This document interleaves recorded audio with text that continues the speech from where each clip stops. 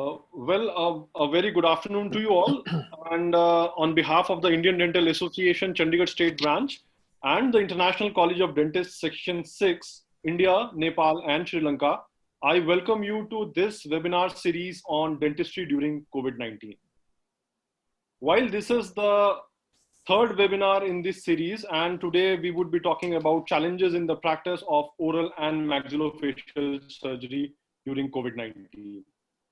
And we are joined today with our esteemed guest, the speaker of the day, Professor Pravesh Mehra, and the chairperson cum moderator, Professor Vidya Ratan.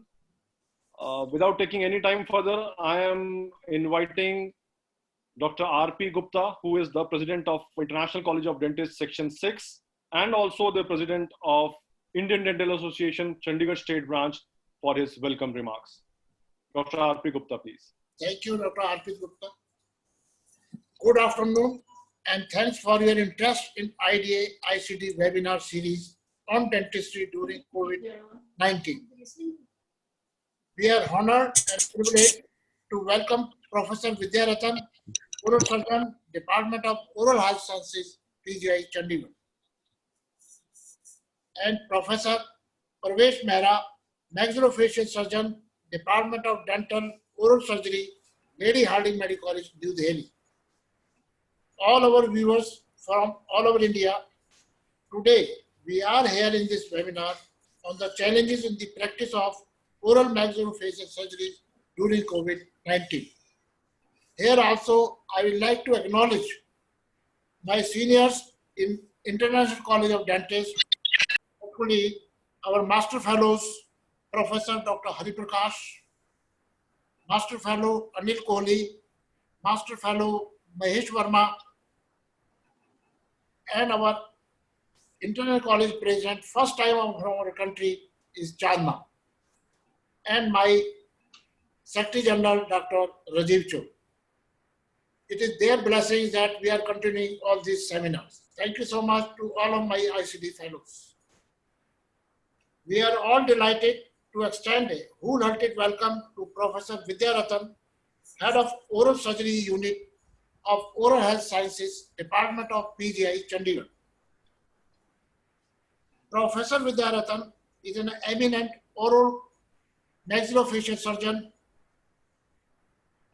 and of the region and highly knowledgeable. He is a gem of person and a practical personality, full of skill and peaceful personality. We convey our sincere thanks for accepting the invitation as a chairman cum moderator of this session in such a short notice. Sir, we are obliged to you and grateful to you. Thank you so much.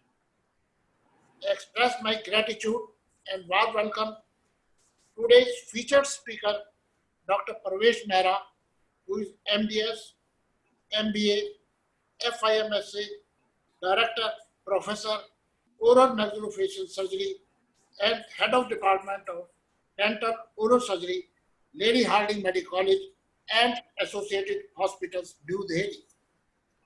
Professor Mehra is a versatile personality having experience in the field of oral maxillofacial trauma, TM joint surgery, orthokinetic surgery, reconstructive surgery, and maxillofacial implants, etc. He is also an advisor to WHO, Government of India on oral health, dental education, and national health program. He is a surgeon having vast experience and most sought after speaker. He shall be covering the challenges in oral surgery during COVID-19 pandemic. Dear sir, we convey our gratitude and lot of thanks in accepting our invitation. Sir, so nice of you. We extend a warm welcome to the audience or the viewers from Pan India. We are obliged to each and everyone for participating in this webinar. Today's topic, challenges in the practice of oral surgery during COVID-19 period. Oral surgery is an exciting and challenging specialty of dentistry that combines dental, medical, spatial knowledge and skills. The focus of today's seminar in some of the critical aspects of dentistry and COVID-19. Through this, we want to ensure that it should be valuable to you. We want to bring the most updated current information from the experts. At the end of the webinar, you shall be able to review current understanding regarding the SARS-CoV-2 virus, invisible risk in the operatories, up-to-date infection control, recommendations, and emerging evidence on foregoing infection control when delivering the surgical procedures during your day-to-day practice. Thank you to each and everyone. Jai Hind to all of you. Here I will like to take your 1 or 2 minutes regarding telling you about the International College of Dentists. Most of the people don't know what ICD is. So I'm just taking 1 minute only. ICD is the most oldest and the honored society of the world. It is in 122 countries. It gives a fellowship only on invitations. Persons of highly caliber, having the professional and social service, they are invited. Their particulars are then examined and reviewed by peer group, and then they are informed accordingly for their fellowships when we have convocations at the end of the year, mostly in the month of December. I request here anybody who is interested should go to our website. Our website will be displayed, is being displayed here, and you can go there and take out the form and think of applying it here. I will also request our chief guest today, that speaker today, Dr. Pravesh Mehra, he can apply. We are inviting him for the fellow of ICD. Thank you so much.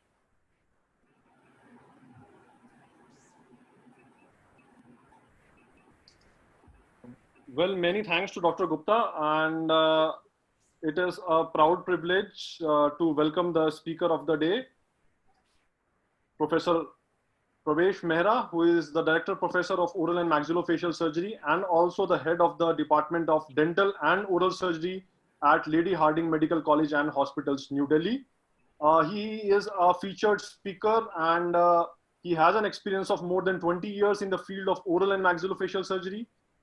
His area of interest includes oral maxillofacial trauma, temporomandibular joint surgery, orthognathic surgery and reconstructive jaw surgeries, facial pain, and dento-maxillofacial implants. He is an alumnus of Dr. R. Ahmed Dental College, Kolkata, and he has completed his MDS in 1996.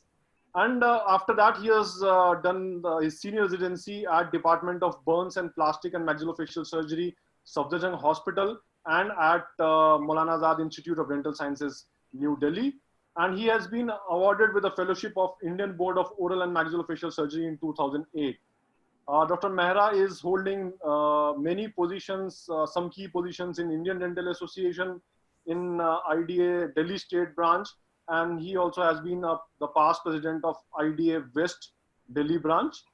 He is also an advisor to WHO and Government of India in matters pertaining to the National Oral Health Program, and he has been instrumental in designing and running a dental oral health IVRS helpline, that is 1800112032. And with this, I welcome Professor Mehra. Professor Mehra. Yes. Thank you, Arpit. I think If you can share your screen, please. Yeah, somebody's mic is on, I think. Yes, sir, we are muting that. Yeah. Thank you, Arpit.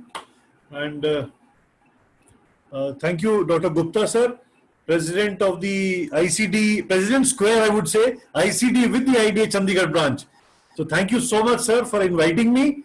And Arpit, of course, any day, you are always a friend anytime back there. We've always the ministry together, And then at the National World Program, we were there devising the policies for the government there. We visited Chandigarh when you had organized the show there with Dr. Gaba. Dr. Vidyarathan, thank you so much again and good to see you after a long time. Hope you're keeping good during this time of the outbreak. Yes, yes. Yeah. And I see quite a bit of seniors there. Dr. Hari Prakash sir there. Thank you so much, sir. Dr. Ashi is there. Dr. Sonal Chalia is there. Dr. S.P. Singh sir is there. Avnish is there.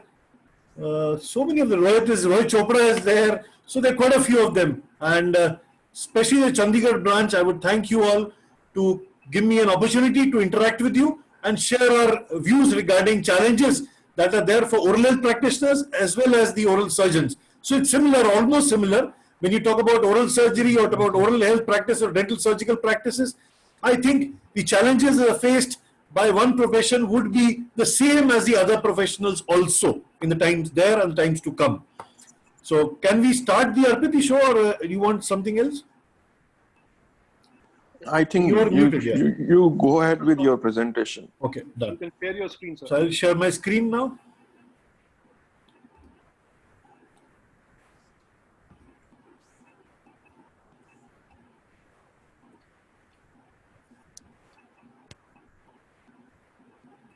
So that's the topic of the today. We are talking about challenges in the practice during the COVID-19. I would request everyone to keep their mics on the mute mode so that we don't have any goof-ups during the presentation.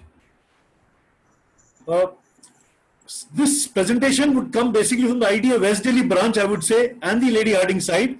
So we have an educational obligation. The Indian Dental Association, along with the ICD, sir, has an educational obligation and moral duty to disseminate and transfer the current knowledge and guidelines with reference to patient management and putting across evidence base, the latest evidence base that is there in practices.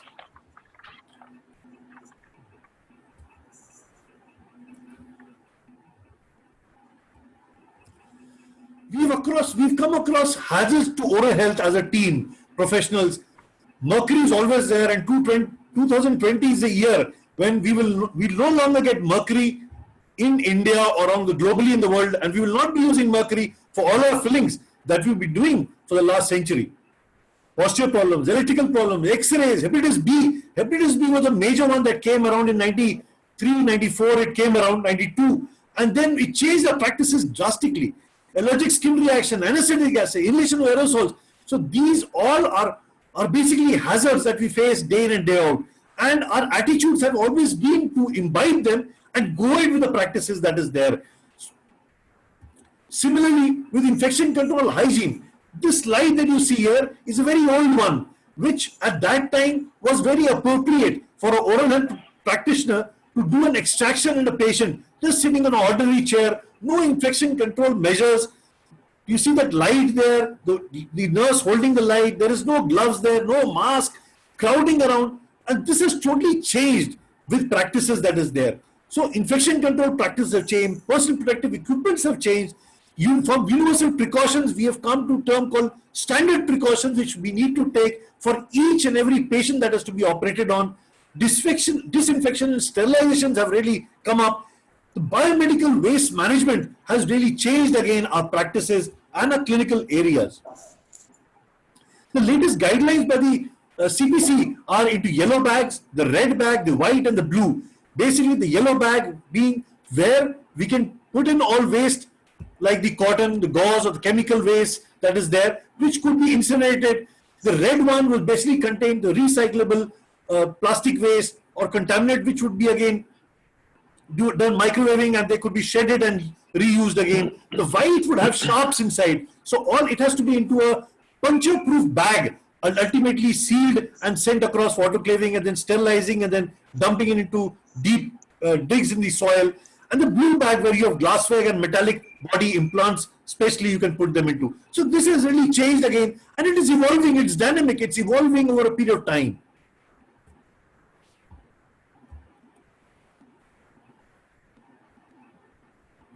Yeah. So we can change the world and make it a better place. It is in our hands to make a difference, as Nelson Mandela said.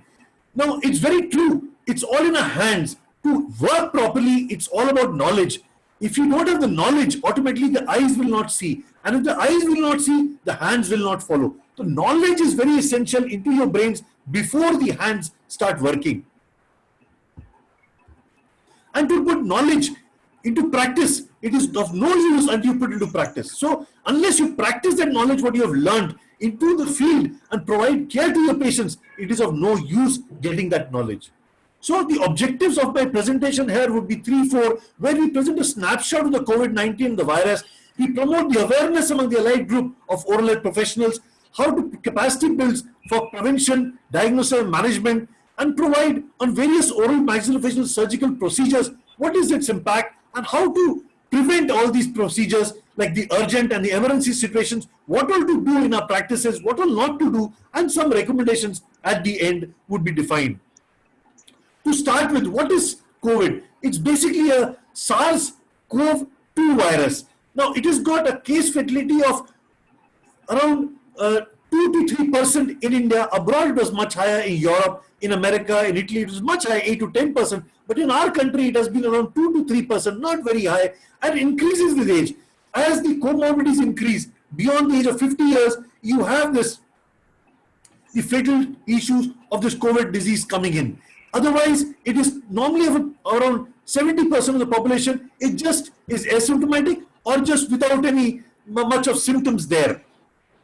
The WHO defined in March 9th, 2020 as a public health emergency of international concern, and that is what we are handling now. An international concern problem which is there in the public.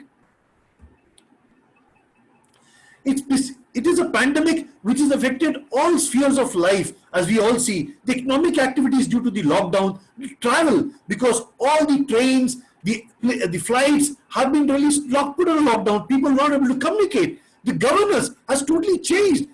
Education and the like, schools, colleges, everything is closed. Education, all the classes are being held on the nets or on WhatsApp or on other groups. It is being held there. And for that, like, social media has taken a major area of education in this part of the world. Progressing with new norms such as physical distancing. So 3 things are very important to handle or prevent against the epidemic or the pandemic which is there. The physical distancing. I would not say social distancing, physical distancing. You have to maintain a distance of at least 2 meters between the 2 people. Socially, you have to be very active. You can't be socially distant from people. And WhatsApp or phones or other mediums would help you to be active. Lockdowns has really shown, no less in Delhi and Bombay, when the lockdown was there, the cases that were coming out were much less. But when the lockdown started opening up after the 1st and the 8th of May, cases have really increased, and we are at the peak now. The quarantine of suspected cases, any suspect is there, he's automatically put into quarantine. Initially it was 14 days, now it is at least 10 days, 7 to 10 days of quarantine is required. Aggressive testing. Now this in our country has not been into much of an area of concern as it was abroad in the European part of the world, but still we are testing our population in a major way. The spread of the disease, as you see in the slide, it basically spread either through contacts, either through fomites or through aerosols which are generated from the mucosal or the respiratory droplets which the patient coughs or speaks loudly or sneezes. So that is again an area of concern for us because this is very communicable disease. As I said, the fatality of this disease is not there, but the communication of the disease is very rapid. So we have to contain the disease to prevent the spread of the disease among the population. So what was taught to alphabets to kids? Previously it was A for an apple, B for a ball, and we all learned that. But with times, with technology, it's a very dynamic thing. It changes. The education changes. Similarly, how to handle a new disease, we need to change, taking into consideration the latest armamentarium there is, the latest evidence is there regarding that disease.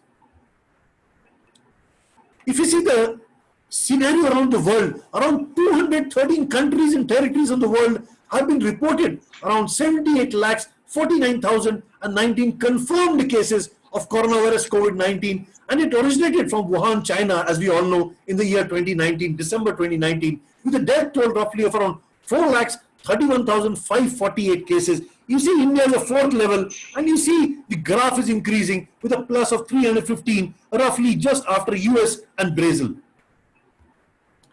And that's the graph, evidence statistics, you see that. From the February and the March, you had the lockdown, 28th, we have the 24th, we had the lockdown, and 25th, we had the lockdown. From that day itself, the graph is really going up. It's going on the steep, and we are still to reach that peak there. However, as the cases of recovered from the death cases are reported, we see the death cases are basically around 2% of that disease that are there, and maximum people are recovering. So 70 to 80% of the people recover from without any problems. So what is peculiarity here between oral health professionals and oral surgeons? Because we belong to a specific category of healthcare workers, as they must inevitably come into contact with the oral cavity. That this is the first airway that we see, and the patient's secretions, which are the saliva, the mucus, the blood, the diagnosis and treatment, which puts them in a situation of high risk of contracting the infection and becoming, in turn, a source of the contagion. So we could become a source also. We could be infected and could be a source also, transmitting disease to our patients or to our family members or to our other professionals in our practice. So what is our obligation? There are two obligations in us. First of all, before we venture into a professional or moral obligation, the first and the foremost obligation is sterilization and disinfection and control. That is the number one thing that has to be there. The other, besides that, is the basic practices of our hand hygiene practices, a barrier technique with the use of proper PPE, disinfection of surfaces, and of course sterilization of the equipment which need to be ensured. And this is because when we've taken an oath, it's all about ethics in practice. First, do no harm to your patients, and that is service above self, which is rightly said by primum non nocere. The three pillars of a practice: the trust, the ethics, and the law. We have to have our ethics in position, because when the patients come to us, they just come to us with trust. He just sees a board outside our practices, or just has heard you, or just seen on a website your name, or someone has told him your name. He doesn't know you. He just walks into your practice, sits on the dental chair, and opens your mouth and tells you to treat him properly. So that is a trust he has in you. Make sure in your practices you don't break that trust. Because if you break that trust and the ethics you don't follow, then the law will take over and you will have problems coming into your practice. The risk in a practice or risk with patients can be quantified into low risk, a medium risk, and a high risk. As you see here, a low risk patient would be who has already had the disease or who's been isolated for 7 days without any symptoms. So he would be a low risk patient. A medium risk patient who would been exposed to the coronavirus within the last 7 days, because the incubation time of the coronavirus is roughly around 5 to 7 days, average wise. A high-risk patient who would be having these features and who would be proven by clinical, radiological, or diagnostic serology that he is positive for this COVID-19 virus. So some things you would need to ask your patients before you treat them. Do you have any fever for the past 14 days? Have you had some respiratory problems? Within the first 14 days, where have you traveled? International travel was initially there. Now it is out. It's question of containment zones coming into the areas where you stay. Have you come in contact with the patient? Have you been recently participating in gathering or meetings? So this all will tell you what is the risk profile that that patient of yours is having. And according to the risk profile, would your PPE, your procedure be calculated and be done?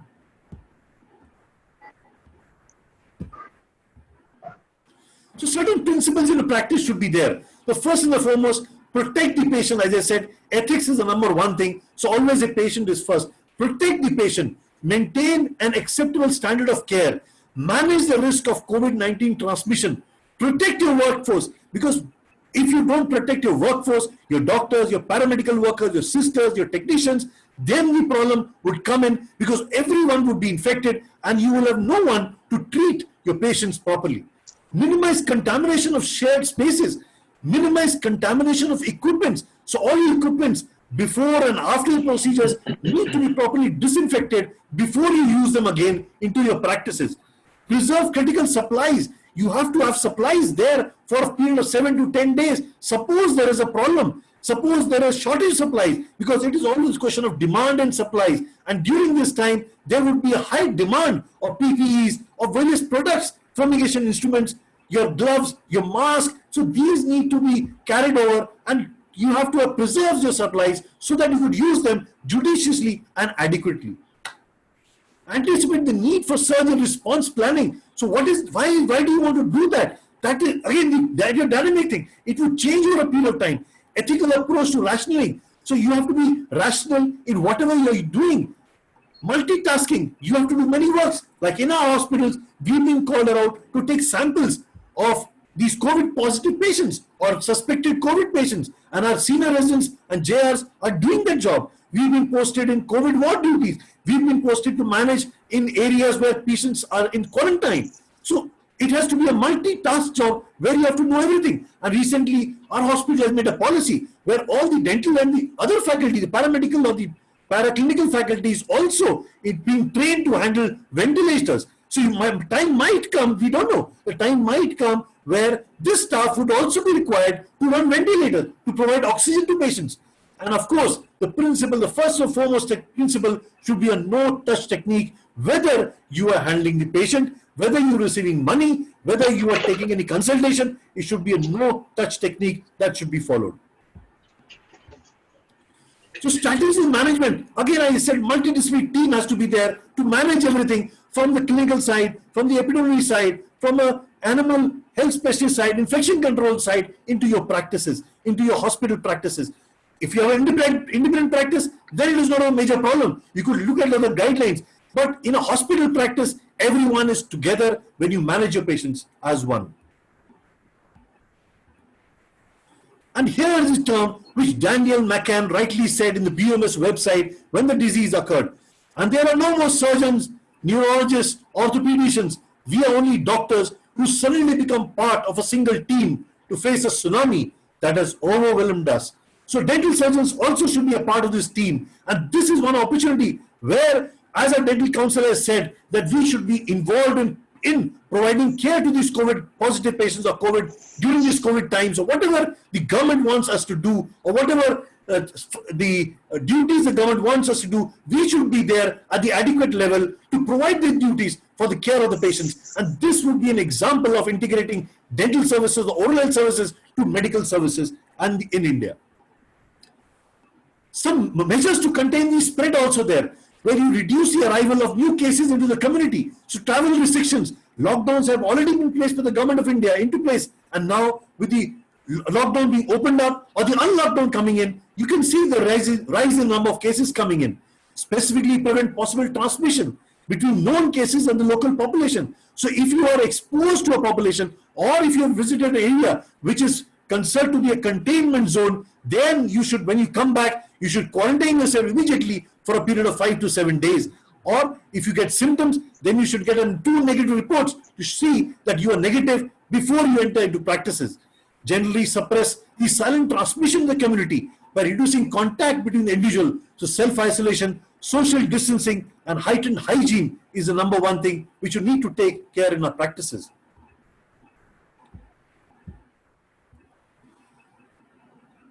So when we talk about triage initially, what is triage when you do? Triage, so any patients who report to our practices initially should be only given a consultation and asked to contact over the telephone.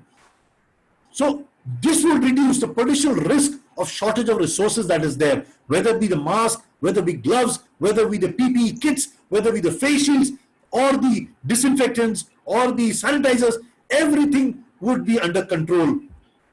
The other, whether to provide conservative, whether surgical therapy. So during these times, mainly we are providing conservative therapies and not surgical. So this would also be a modality of conserving our resources and using the resources in the most judicial way. Elective and emergency procedures. So emergency procedures, yes, you will have to do. There is no doubt about it. But as far as elective is concerned, all your elective fillings, your elective could be extractions, could be your elective dentures, this should be postponed till a time comes when you can take the risk and undertake these procedures, both for the betterment of the patients and for the benefit of you, keeping both of yourselves safe in practices. It is dynamic. As you all know, it is changing. These treatments or these modalities of preventing against COVID-19 disease is really changing every day. Every day we are coming to know some new things. Sometimes it comes, you should take SCQS. Sometimes it comes, no, it is not required. So these type of things will be there, and we need to adapt these with proper evidences into our practices with ourselves and go ahead and practice dentistry or oral surgery as the case may be. Infrastructure for new equipment. We need to have to take new equipments and also create new infrastructure. Our clinics, according to the Clinical Establishment Act, is roughly around 20-25 square feet in area. Not much, to 20-25 feet, that is around 500 to 600 square feet is not much. So, but when you are wearing a PPE, you require a separate space to don in. You require a separate space to don off. You require a separate space for sterilization, equipment. So these need to be taken carefully before you start your practices.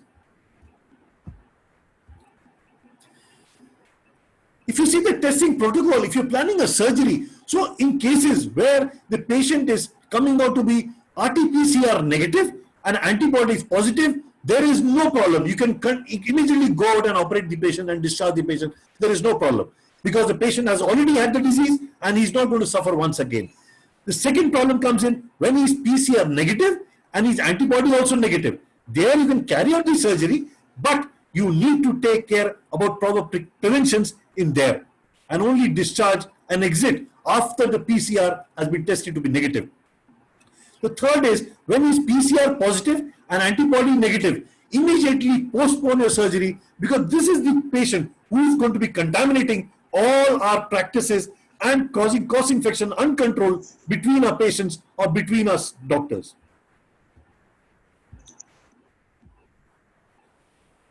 The personal protective equipment selection, adequate and used appropriately and judiciously. One of the most important things, the mask that we wear, the KN95 mask or the surgical mask, is all coming down to be handled in the ears. You see that slide there, the photograph. In the 1990, we never used to wear a mask. And now you're wearing the mask. Could be by next year or the next decade, you might have the ears coming out. And imagine if you don't have the ears, you would have to place implants in to properly hold the mask into position. So this is the surgical mask that I was talking about, and you could utilize it. Just wear it like this for a simple thing. If you want to prevent yourself contamination and control in your practices. But whenever you are operating or when you are seeing a patient, what you require basically is an N95 mask. Now N95 would have a band like this where it goes back at the head. But this is a KN95 mask, so it's a Chinese one or a modified one where it holds onto the ear. So it basically, what it causes is, it goes like this and it causes a proper seal over to your face from the down till your nose. So you just need to press at the nose tip, and this is called a proper seal. So when I start breathing in, you can see the mask moving in and coming out. You see that? So that is the seal that should be there when you are handling a patient. So that this cover will give you around 95% or efficiency from any viruses or droplets that will come over. Beyond this, you could have a face shield. Wearing a face shield would be very advantageous, but this would again prevent any aerosol generated onto the mask and contaminate the mask. So if you have a face shield, it would get dirty and you could disinfect that with simple alcohol and try to use it again. And this 95 mask, you could use it. What we are doing is, we are using 5 N95 masks in a week. So every day one, and after you've used one, we leave it in a paper packet and let it dry in the sun. So after 5 days, 6 days, again it comes into being. So again we use it and we repeat for 3 cycles like that before we dispose them off. So you have to use your whatever PPE you have judiciously. That's very important. Otherwise the time will come when you will not have any PPEs or your N95 mask for using them in your practices. Training, doffing and donning or wearing of these masks is very essential. Mouthwash, any mouthwash before you start your practices and before you end your practice, after you end your practice, for the patients and also for doctors, essential. Hand hygiene again is very essential to be handled there.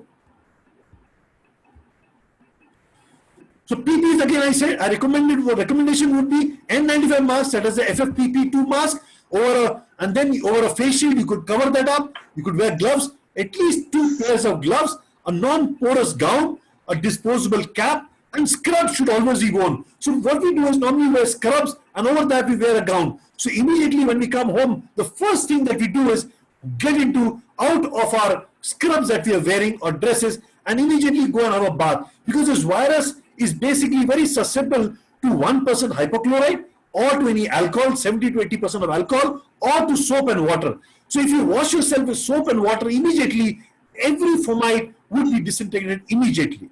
So operating can be challenging, uncomfortable, unfamiliar, because wearing a PPE always is not comfortable. You require an AC again there, and this AC would have to have HEPA filters. You would have some amount of filters inside your air filters also inside your clinics. You need to take in one patient. When you leave that patient, close it for 15 minutes. After 15 minutes, disinfect that whole clinic, or cause fumigation in the clinic, close the clinic for half an hour, and then put one more patient again. So in 1 hour, you could handle only one patient in one room of that clinic. Mind you, it will really make our practices very uneconomical and very challenging.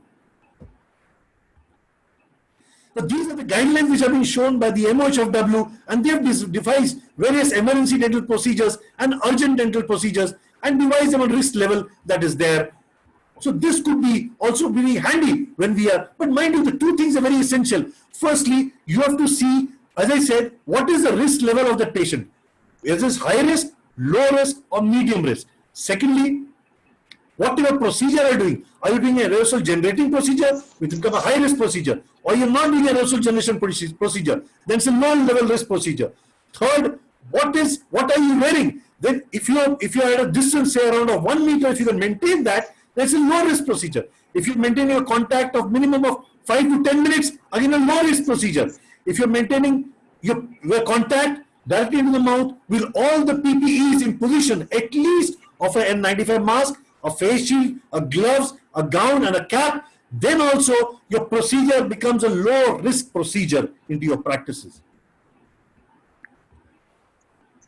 So basically, if you talk about the COVID-19 here and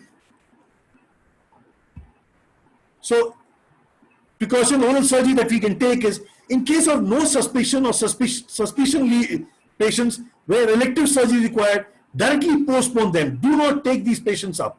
Secondly, if there's an urgent or emergency procedure, and the patient is not a suspected case or a suspected or a positive case, immediately you will have to take him and treat him as a positive case using the proper personal protective equipment into your practices. So if any aerosol generating procedures you are targeting, then mind you, that is including an air rotor handpiece, your ultrasonic scalers, using a cautery, a monopolo one, you will have to use it without do any procedures without these. So basically, previously, say around 100 years back, you didn't have any air rotors or have any air motors, or you didn't have any cauteries. Still, the people used to manage their bleedings, their drillings and everything. So we will have to look at old procedures that were done and imbibe them into our practices this time of the pandemic. All patients who come to our practices should be assumed to be infected and positive before we start treating them. Number of staff that is there has to be limited. We have to keep a second staff at the back end who are safe from our patients, who are safe from getting any infection, and they could, if the previous staff is getting infected and going into quarantine, then the next staff could be brought in and help us in our practices. Adequate ventilation. Wherever we are operating, we should have adequate ventilation, because this virus is not found in the air. It is basically, as I said, a droplet infection. So if there is a droplet infection, it drops immediately because of gravity after a distance of around 1 to 1.5 meters. In the outpatients, we need to deliver adequate patient treatment while not raising the risk of viral transmission. So the OPD visits have to be minimum with physical distancing in being. Now, to maintain that physical distancing in hospitals is very difficult to avoid. It's very essential to avoid crowding. To avoid crowding, we have to tell and broadcast into our patients of teleconsultation or teledentistry in a major way, as we are doing at Reddy Harding Medical College. The Ministry of Health has already launched a number called the Mobile Oral Health Seva or the MOVE Seva. The MOVE Seva is a number which has been developed by Lady Hardinge Medical College for the Ministry of Health and Family Welfare, and it's a national toll-free dental oral health IVRS helpline for patient care. The number is very simple to remember, as all dental professionals would know: 180011, which is a toll-free number, followed by 2032. So 180011 is a toll-free number, and 20 is a deciduous number of teeth, and 32 is a permanent set of teeth. So 180011, 2032 could be integrated into our practices and given to patients so that they could follow if they have any problems regarding oral health care. As I said, Lady Hardinge Medical College, as you can see on that website of ours, we have launched a telehealth services of 011 234 at all platforms. You could phone a landline, you could phone a mobile phone, you could WhatsApp, you could put a video call, you could put an email to us, and we would get back to you regarding any medical or dental problem that you have in yourself or your family members. You don't need to come to the hospital unless and until it's an emergency, and it is essential to follow these guidelines, as according to the Ministry of Health and the Board of Governors, the telemedicine has been authorized to be used by all medical practitioners. We recommend to the Dental Council of India to come out with some guidelines like this, so that dental surgeons or oral health practitioners could use these services, and legally we would be saved from using these type of telehealth or telemedicine or teledental services for our patients also. So that is the number I was talking about, the MOH Seva or the MOH Seva, the Mobile Oral Health Seva. It is both in English and Hindi. So evaluating the clinical presentation and review the epidemiological and clinical history of patients is again important when we see our patients in the OPDs. Deciding the protocols, you see, we have to make our protocols depending upon the idea which we from the IDA West Delhi. When the disease started in March, immediately, I think it was end of March, when the lockdown came in, 24th or 25th of March was lockdown, and we had a seminar in the 29th or 30th of March. We had one webinar where we decided should be made or for various diseases or treating patients or taking care of a patients during this time of the pandemic. And such protocols have now been recommended also by the Ministry of Health and subsequently by all bodies internationally or nationally.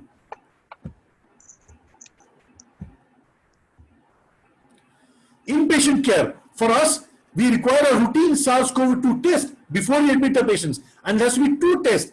First, initial test, and then we admit the patient. Immediately after 24 hours, we want to take a second test. If you find it negative, then only put this patient for surgery. So early identification and isolation.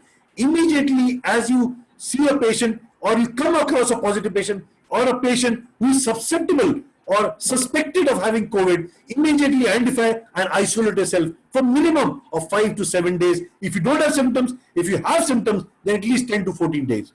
Healthcare workers should use PPE based on the risk of infection and type of activity. As I already said, depending on the risk, depending on the procedure, depending upon what you want, what you're doing, and what about gear you can get to wear that, your treatment would depend upon that.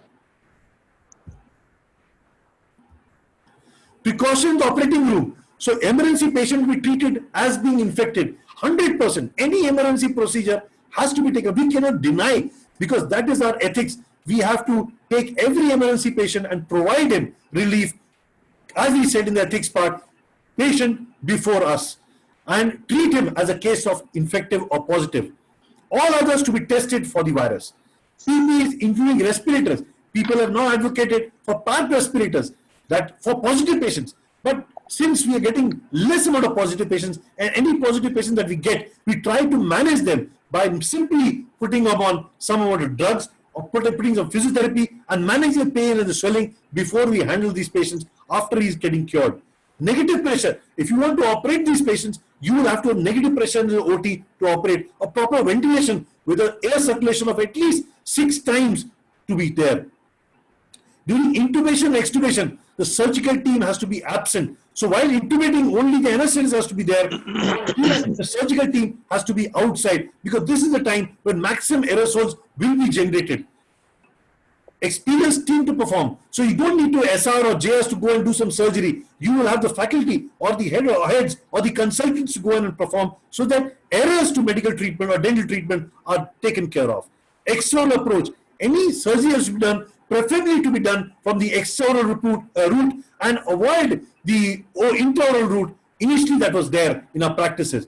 Priority, reducing aerosol formation. So if you are trying to do an impaction, we will of course go to the internal route, but there we need to block the airway by just putting a cotton roll inside and providing a seal to the oropharyngeal area. Second, reduce aerosol formation. So do not use any amount of air rotors. You could use an air rotor with a low amount speed, use some saline there with a syringe needle, and you should have adequate suction so that whatever aerosols you're generating externally should be taken care of by the suction apparatus immediately, and then you are wearing, of course, a shield to be taken care of so that you are exposed the bare minimum to these aerosols. Other aspects, motivating the staff. So of course, all our junior staffs have to be motivated. Since we are an example to them, we have to become leaders in our practices. If it is single practice, our other junior staff or our paramedical workers or sisters or a hygienist or a technicians have to be motivated. They have to be told this disease is not fatal. It is more of communicable. So you need to be careful. And 50 to 70%, as evidence says, people will get cured up and without any treatment. So we need to be careful from this disease and not get scared from this disease. I'll tell you one example that I faced in my practice when I was in Harding. So one patient during the lockdown period phoned up and he said, "Doc, ऐसा है कि मैं घर पे हूँ, my wife and my kids are at their nanny's place and I don't know what to do. The maid comes and does her work and I'm watching television. इतने infected हो रहे हैं, इतने मर रहे हैं. People are dying. I don't know. I'm getting nervous what to do. I look at the app. It tells me you are next to so many positive patients. You are at high risk. What do I do?" So I told him just two things. Man, you relax. Don't do anything. Forget everything. Don't let the maid initially come to your place. So you decrease any outside contact coming to your house. Second thing, you don't watch that television and app. Just throw it away. Leave the WhatsApp, because all these social media messages that come, 90% of them are not useful and it really spoils your mental health. Secondly, start working. If you're at home, cook your own food. Do your home chores. So if you do your errands yourself at home, you are busy the whole day. And once you're busy, you will not be able to watch your televisions or your social medias. And if you're not doing that, just watch the news for at least half an hour, 20 minutes in the morning and 20 minutes in the evening. And when he called back after 4 days, he said, "Doc, you saved my life. Now I can sleep. I'm enjoying my life. I'm really enjoying. And I'm not scared about anything." So you need to motivate your staff, your patients about it. Caring. You need to be caring to your patient and staff.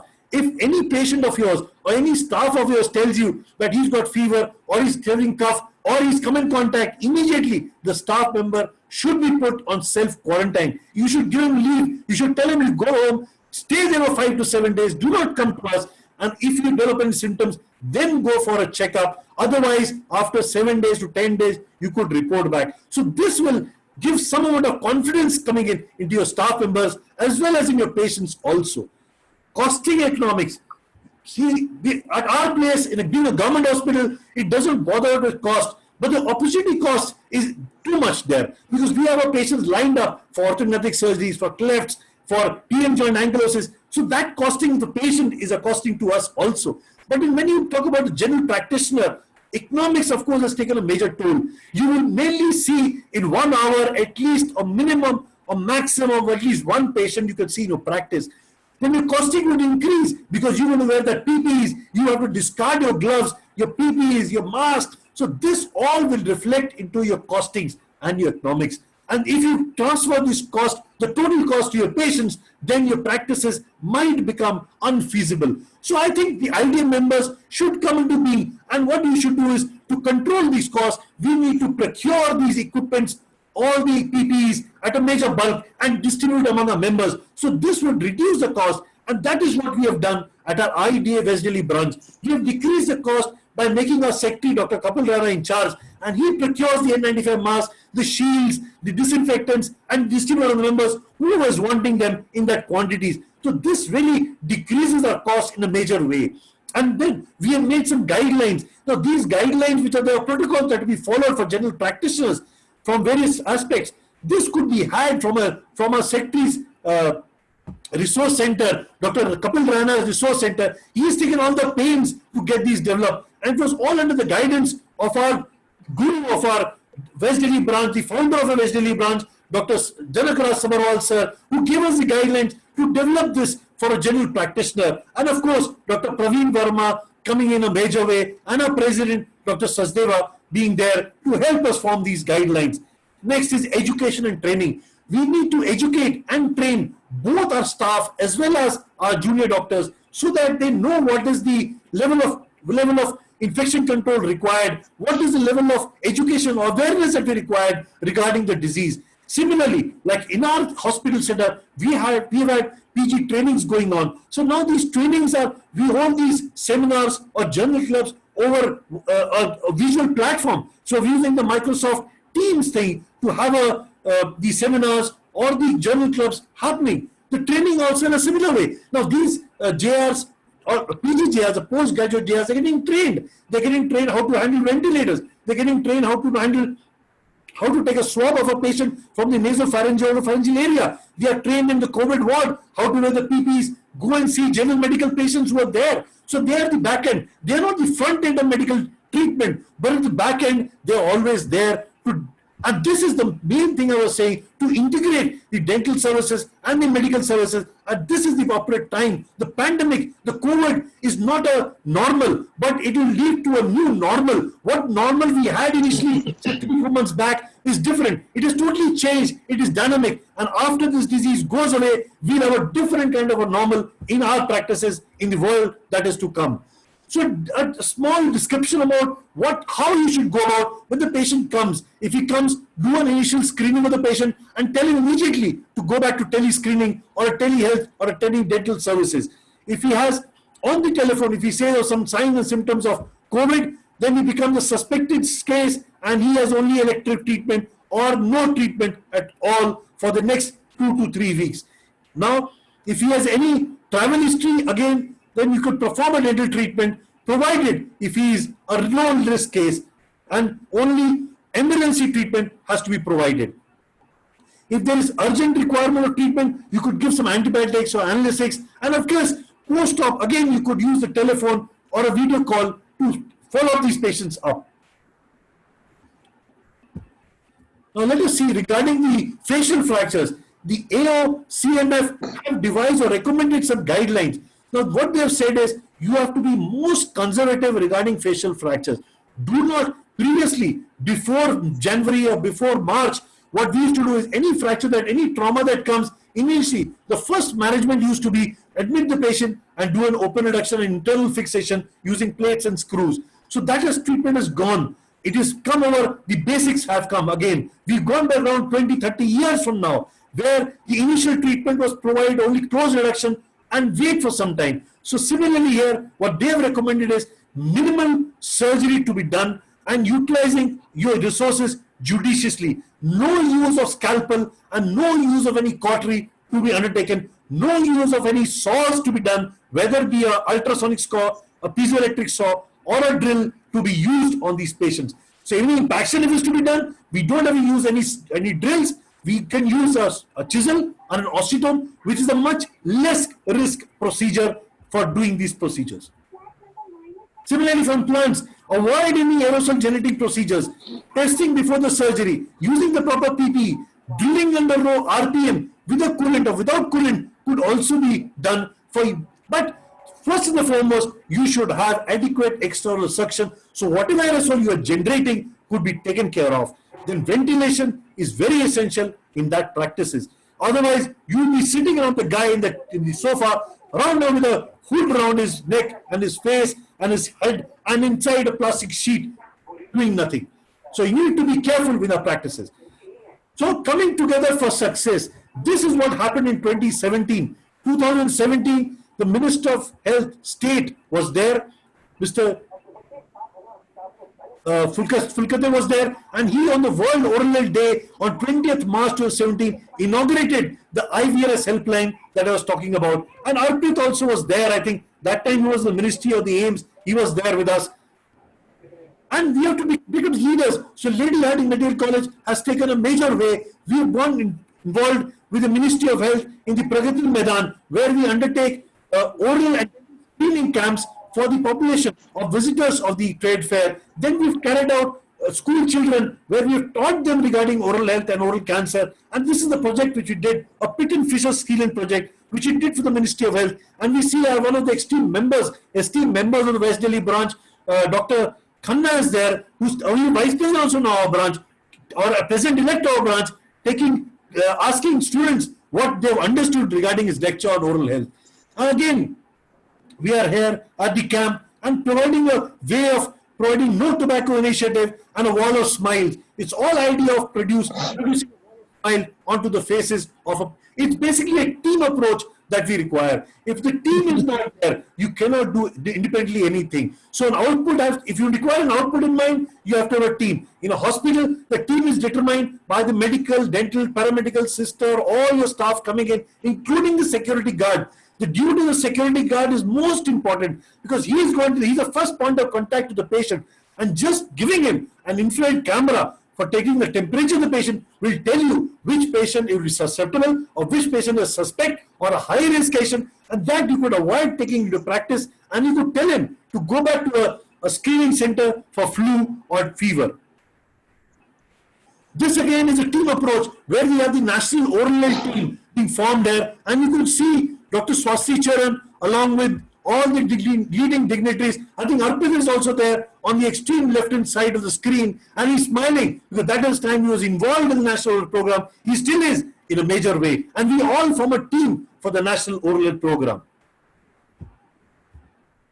To summarize, this is led by a major professional and social national reorganization. Why is it professional? Because it has redeployed the medical and oral healthcare staff and material resources. So in my line, I said, my staff, my PGs, my JRs, my SRs have been deputed to other departments in the COVID ward, in the screening ward, in the sampling ward, and we as consultants have taken initiative, and we have developed the telemedicine, and we are handling the telemedicine for the whole hospital.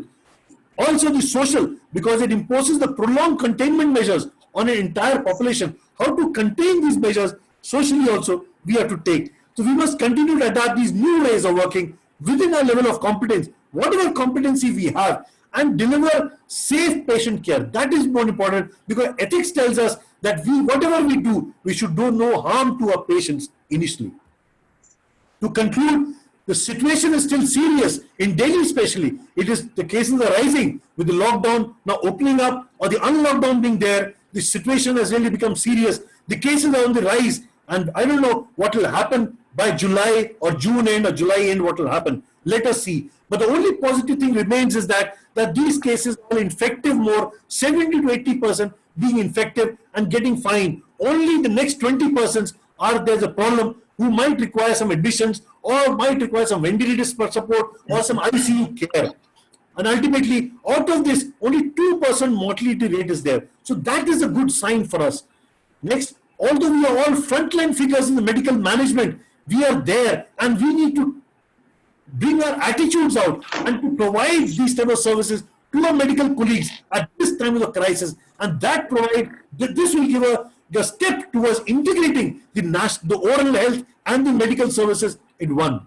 Overall, this public health crisis has united all of us as a valued team members with our medical colleagues. And we have to see this, how it evolves in the next future, because the Dental Council of India has also given some amount of guidelines to the Ministry of Health regarding starting of a concise or a subsidized MBBS course for the BDS holders or MDS people that is there. So some recommendations from Ministry of course are there, which are do's and don'ts, basically hand hygiene, etiquette regarding your cough, your sneezing, maintaining a physical distancing, at the same time being a caring and a caring approach and a socially active approach. So what is the result that we want? The result we are looking for is a patient outcome. The patient outcome, when we are looking at some decent patient outcome or a positive patient outcome, who matters to our more is our oral health professionals. And that is why an oral health professional is a lifelong learner, because men will be men. before they are dental surgeons, lawyers, or whichever profession they belong to. And they will make themselves capable dental surgeons and doctors if they are capable and sensible men. And I thank the IDA Chandigarh branch and all its esteemed members from the executive committee, especially Dr. Gupta and Dr. Arpit and Dr. Vidyarathan sir for giving me an opportunity and all the audiences to listen to me patiently. Thank you so much. Thank you.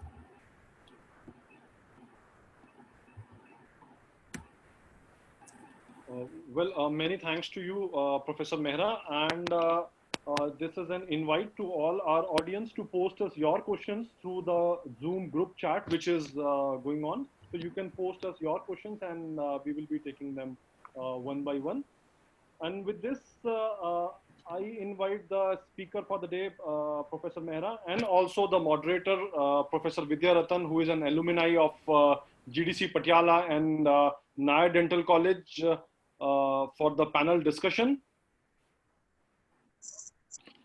Thank you, Dr. Mehra, for nicely covering the topic. So I would like to just summarize what Dr. Mehra has said. First and foremost is we need to have appropriate setting for the patients to be treated. We need to create an atmosphere. We cannot treat these patients in a routine dental clinic now. So we have to create an appropriate setting where we can take care of infection control measures such as proper ventilation, separate area for donning and doffing, and particularly coming to PPE. And main thing which we have to use is N95 respirator. So that is the main protective agent which we are going to use. And then we have to handle certain emergency procedures. We have to avoid routine procedures like cosmetic surgery, like routine dental fillings, or which can be postponed. We need to postpone those. And we have to utilize telemedicine services for non-urgent outpatient and inpatient consults. We can avoid number of visits of the patient to the hospital, to our dental clinics by utilizing telemedicine services, and we can decrease number of follow-up visits. For example, you have done an impaction today, and if you want to see patient tomorrow, you can do a teleconsult or a video chat and see the patient on a teleconsult. And then we have to minimize aerosol generating procedures. These can be done particularly in a trauma setting by avoiding use of handpieces. We have to use self-drilling screws if you are doing an open reduction. We have to avoid cautery. We have to use blade over cautery. For example, if we want to coagulate a blood vessel, then you should avoid using cautery rather than you use this ligation suture. Then you have to limit aggressive irrigation. And you have to avoid exposure to healthcare team by doing these procedures. And you have to limit the number of persons around you. You have to form 2 or 3 teams for taking care of the patients. If one team is taking care of the patients, then second team can take over on a next day. You have to use chisels and periotomes over handpieces. You have to consider extraoral incisions over intraoral incisions because violation of mucosa of head and neck area is considered as high-risk procedure. And these days, training of residents is also suffering. So we have to utilize virtual meetings. Then we have to minimize number of residents in a one setting. And there are 2 things which I need to disagree with Dr. Mehra. He said reuse of masks. At PGI, we are not recommending reuse of masks because once mask is contaminated, that needs to be thrown. And coming to mouthwashes, mouthwash is a good aid to decrease number of viral particles inside the mouth, and any mouthwash should not be used for example, chlorhexidine has less antiviral activity And I will recommend use of povidone iodine, which can be 0.5%, 1%, and it is readily available. And then he used the word fumigation. Fumigation these days is not recommended in any clinic, either in OT or dental clinic. Even foggers are being discouraged by microbiologists. So you have to think of other means, like you have to use hospital-based intermediate like surface disinfectants you can use to take care of surfaces, and for taking care of your aerosols or taking care of improving your air quality in the clinic, you have to use ultraviolet C type based disinfection protocols or air purifiers which have HEPA filters inside them. So with these concluding remarks, I will open this session for discussion, and I expect a lot of questions. Arpit, you can moderate these questions now. Please, thank you, sir, for your words of wisdom. And with this, we start with our question and answer session. And starting with the first question, which is about the effectiveness of teleconsultation as far as oral and maxillofacial surgery as a specialty is concerned. So how effective is teleconsultation during these times? And if, sir, you can demonstrate means you can just explain how the audience can use this service. Teleconsultation, with the help of teleconsultation, you can assess whether it is an emergent procedure, whether it is a semi-emergency, or it is an elective procedure. If it is an elective procedure, for example, patient wants a cosmetic filling in a front tooth, you can straight away say that wait for some time, let the thing settle, we will definitely do it, but you have to wait for some time. And if patient is having pain, then it becomes an emergency. Along with pain, if he is having swelling, which may be life-threatening, for example, it is spreading to neck and is compromising airway, straight away you have to call the patient, that immediately report to the hospital, you need urgent care, and we will do it. And if it is just a simple pain which can be managed with analgesic, you can ask the patient to take analgesics, antibiotics, then you can call the patient maybe next day if it's, you can evaluate whether it's increasing or settling. So in this way, you can, majority of the times you can decrease the patient load coming to the hospitals. So in nutshell, teleconsultation can primarily be used for triaging. Yeah, Professor Mehra, you want to add? Yes. That's what I was saying. The teleconsultation, what we are doing is basically on any platform. If the patient does not have a mobile phone also, he could call on a landline number. We have a landline number also. If he wants a video call, we could have a video call. If he just tells us by email, we can correspond by email. So any method of communication with the patient without coming in contact face to face, that is what is telemedicine, teledentistry. And this, when you integrate for triaging before the patient comes to you, like in our setup, what is happening is when the patient first comes itself, we are trying to advise him, see him, advise him, please go back to your home. This is the medicine, take it. If you have any problem, you come back into a telemedicine thing. We will decide when to call you by appointment. As I said, if you want to do a procedure, it will be done only in 1 hour. You could handle only one patient in your practice. Then the practice would be closed after that 15 to 20 minutes, and you require disinfecting that clinic for the next half an hour. So to decrease our workload, to decrease the overcrowding in OPDs, you will have to use the usefulness of telemedicine.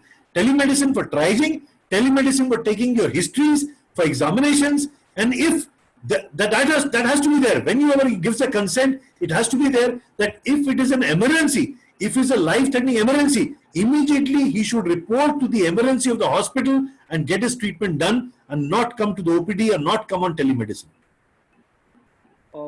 Thank you, sir. And taking this talk ahead, as Professor Vidya, you had explained about prescribing some common drugs over teleconsultation itself.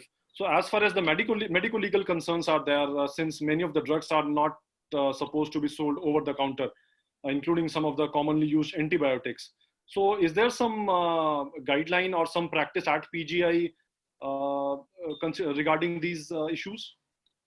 Yes, we are keeping all the records of these patients. What we are advising, there is a back record which is kept with us. And with latest guidelines of MCI, it has been legalized that you can, over teleconsultation, you can prescribe medicine, and that is a valid prescription. And when the patient takes that prescription, maybe over a phone to the chemist, and that is a valid prescription, and chemist has to consider it as a valid prescription, and he has to give medicine to the patient. So if I'm getting it right, the patient's card, or let's say the registration form, is generated even on teleconsultation, and on that form itself, the prescription is made, and then a photograph of that is being sent to the patient again. Am I right? Yes, yes, yes. Professor Mehra, you want to add on, please? Yeah, so as you talked about prescribing, so that is normally done. What we having is, we have a prescription there where the patient's drug is prescribed, he is identified, the doctor is identified, the doctor which department, what is his name, is identified with his degree, it is identified, and that prescription is uploaded onto his WhatsApp thing or emailed to him immediately. Okay, and we are trying to get the NIC, that is the teleconsultation app which is being developed. It is still in the demo phase, so it is not coming. Once it's coming, it will be integrated in a hospital, the OPD thing also, the telemedicine thing. But at present, it's just on a simple platform where we're using all methods of communicating with the patient, whether it be a mobile, where we send it through an SMS, it could be a video call, where we send it through a WhatsApp thing, it could be an email where we generate an email back. Thank you, sir, for taking this. And next is a question on selection of the right mask. As far as even the N95 is concerned, there are N95 with respirators, without respirators. So there had been a lot of hue and cry about this. So would you like to take this? Yes, I will like to take this, because N95 respirators, there are two types, with a valve and without valve. So we want two-way protection. We want to self-protect as well as protect the patient also. For example, if a doctor is a carrier, so patient also needs to be protected. So there should be two-way protection. And these valved masks provide only one-way protection. It has got a valve, which when you breathe out, it opens up and you directly exhale onto the patient's face. So that needs to be avoided.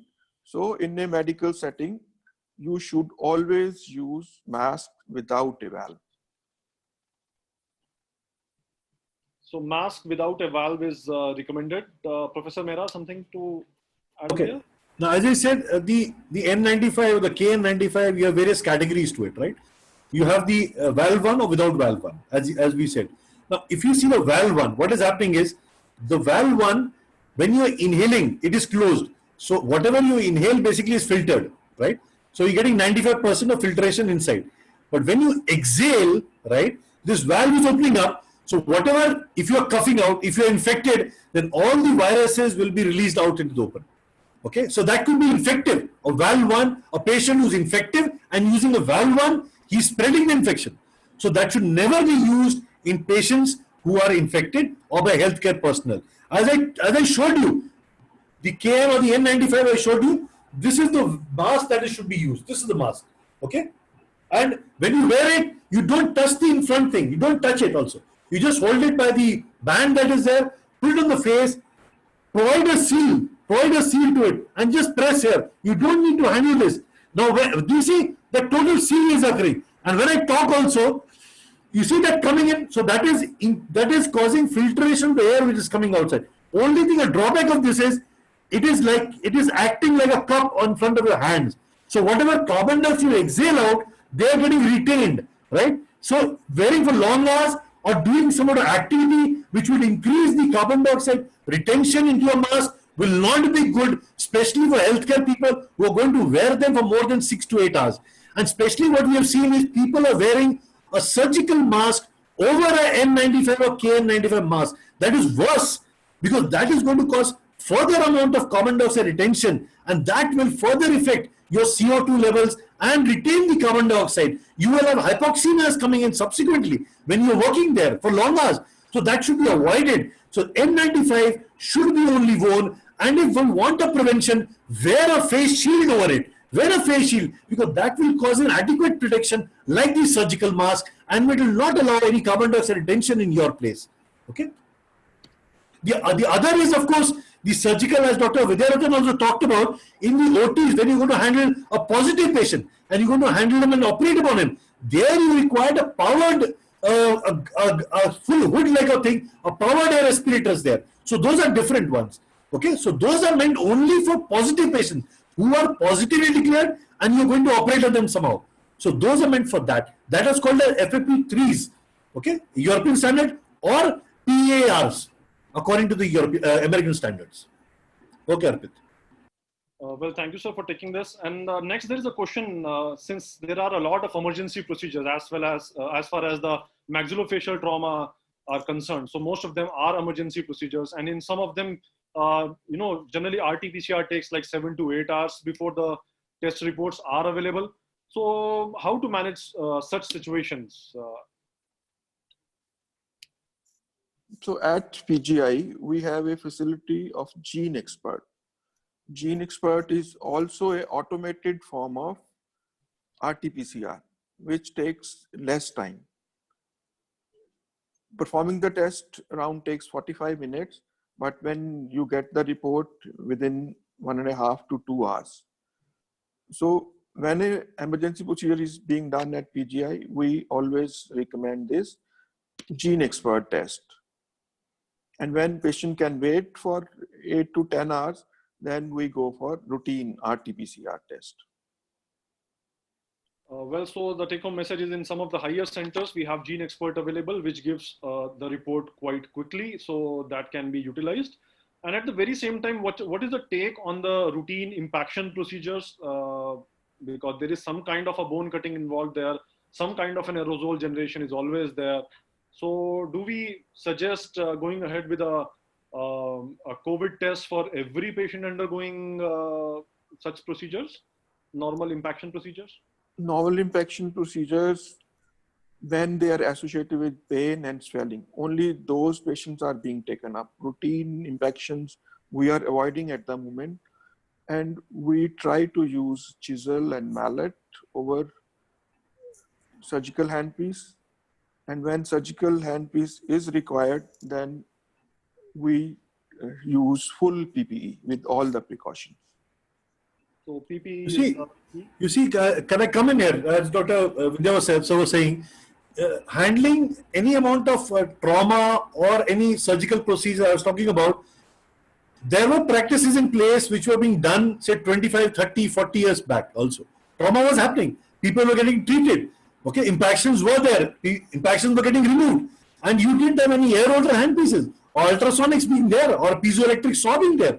Still, it was being done. So we'll have to go back also till the time the COVID scenario is there. And at present, what we require is, right, you can go take the patient to OT, get a PCR done, but there could be chances where these tests could be false positive also. You need to take care about them. So if you want to decrease the risk for 1% also, 5% also, what you need to take care is avoid any type of aerosol generating procedure. Use your surgical minimum and your conservative maximum. So if it's a mandibular fracture, just use the intermaxillary fixation. If it's a maxillar fracture, you could do intermaxillary fixation with some suspension wiring where you don't generate any aerosols. If you want to do an impaction, use a chisel and an osteotome to do that impaction. Okay, wearing the proper gear, the PPEs, you could do that. It will be comfortable to you. You will be using the PPEs judiciously, utilizing your resources and providing adequate care to your patients, as we talked about. Thank you.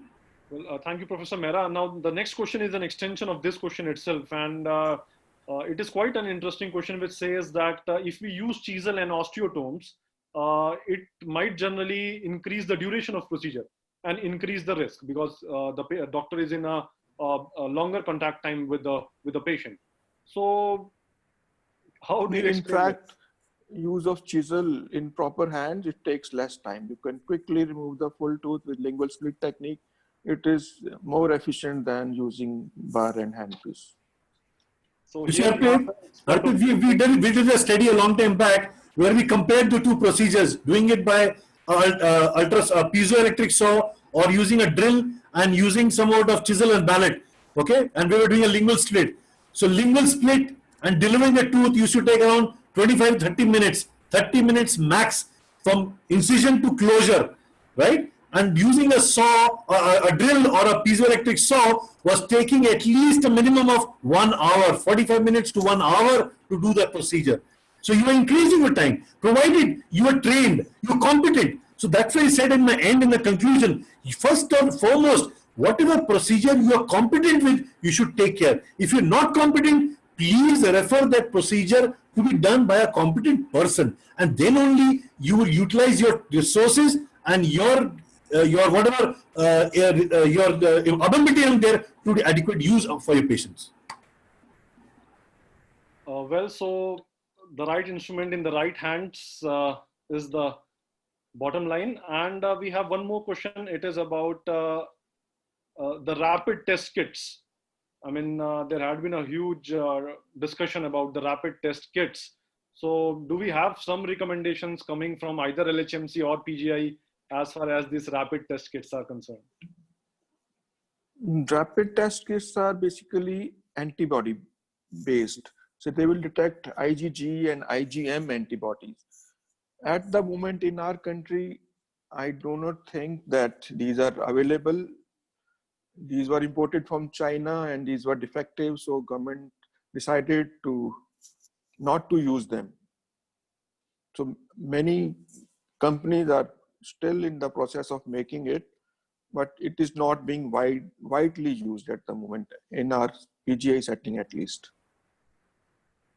I think the ministry also does not approve of a antibody testing at this stage. Initially started with the as Dr. Vidyarthan was saying, from China, we got that case for ICMR, and it was went to West Bengal, Delhi, and all, where we found the test to be false positive and false negative coming in a major way. So there were quite a bit of false, much more. The sensitivity test was very low. So then again, the problem was there. And again, when you're doing this antibody testing, you're basically seeing whether the disease has gone to the community, whether your community has become, has already had that disease. That would help you. So in a community setting, yes, but in a hospital setting, for diagnosing a patient and treating them, I don't think it is the right way to treatment. Either use it judiciously or the PCR is the right way to do it. Well, thank you, sir. Next is a very practical question. It is like, as a dentist, are we supposed to give a valid prescription for RT-PCR? Valid prescription, yes. If you suspect any faculty member at PGI can give valid prescription. And in fact, our residents, when we admit our patients, they are trained to take samples and put it in a viral transfer media, and then that class 4 takes it to the lab. So our residents are taking these tests routinely. You're talking about writing. I'm saying my senior residents are taking samples. You see, taking samples is more important from the nasopharynx, oropharynx areas. So the healthcare, the medical and dental healthcare has to integrate, because unless you integrate, we will not be providing adequate or judicial service of manpower. So you see, during this time of the epidemic, the normal has changed. It has totally changed. I was saying, what a medical guy used to do, the dental was separate doing. You have different manpowers for it. But now with the epidemic coming in, we all are one manpower to provide adequate care to these patients at one time, right? Many thanks to you, sir. And I think there are many questions coming up, but due to the paucity of time, we won't be able to take all of them. Maybe you can write to us on our email address and we will get back to you with your answers. And this is the last question for the day, and it is about the patients, the immunocompromised patients, maybe some patients on some kind of a steroid therapy and other things. So some immunocompromised patient reporting to you in kind of a maxillofacial emergency or a trauma kind of a thing. So are there some special precautions or some special measures to be taken while dealing with such patients? Pravesh, you can take this. Yeah, I'll take it. you see any immunocompromised patient who's there, the problem lies he will be susceptible to the virus or any other bacterial infection that is there during this time, right? So first and the foremost is you have to, unless it is an emergency, if in an emergency, you will have to go ahead and treat him, right? Providing him proper gear, because he becomes a high risk patient there. To himself, he becomes a high risk to himself itself for getting the disease from you or from surrounding, from other patients or from the environment. So there you have to decrease his visit to the hospital, provide him adequate care, provide him antibiotic cover, okay, and go ahead with your treatment as you talked about, minimum surgery, maximum doing about conservative approach and putting on telemedicine, teledentistry. Well, so with this, with the permission of the chair, Professor Vidyadhar, I think we can end up the panel discussion here, sir. Yes, definitely. It was very informative session. Thank you, Pravesh, for a nice lecture. And thank you, sir. Dr. R.P. Gupta will give concluding remarks, or you sir, will end we up have Dr. Varun Bajaj for the vote of thanks. Okay, Dr. Varun, then he can come in. Good afternoon. Good afternoon. I deem it a great honor and privilege to propose a vote of thanks. First and the foremost, on behalf of Indian Dental Association, Chandigarh State Branch, and International College of Dentists, I would like to express our thanks to worthy speaker for today, Professor Pravesh Mehra sir, who despite of his so busy schedule has spared time to enlighten us with his vast treasure of knowledge. At the start of his presentation, sir, you have given us two mantras.